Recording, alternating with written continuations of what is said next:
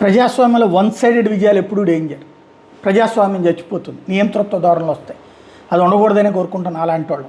ఆంధ్రప్రదేశ్లో అట్లాగే one sided విజయాలు అంతకుముందు జగన్కి కంట్రోల్ లేకుండా చేసిన, ఇప్పుడు తెలుగుదేశానికి కంట్రోల్ లేకుండా చేసిన బాబుకి. అయితే జనాలు వన్ సైడెడ్ విజయాలు ఇస్తారనడానికి సాక్ష్యం మహారాష్ట్రలో కూడా ప్రతిపక్ష హోదా ఎవరికి లేని పరిస్థితి అవుతుంది.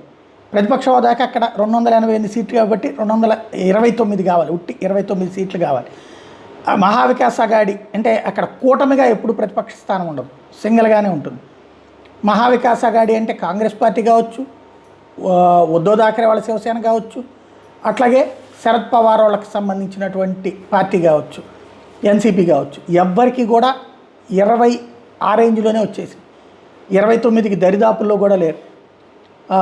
వాస్తవంగా ఉద్ధవ్ థాకరే నేతృత్వంలోని శివసేన కాస్త ఎక్కువ సాధించింది కాంగ్రెస్ పార్టీ కంటే. వాళ్ళే 20 సాధించారు, కాంగ్రెస్ పార్టీ 15, ఎన్సీపీ శరద్ పవార్ వర్గం 10 స్థానాలు గెలిచారు.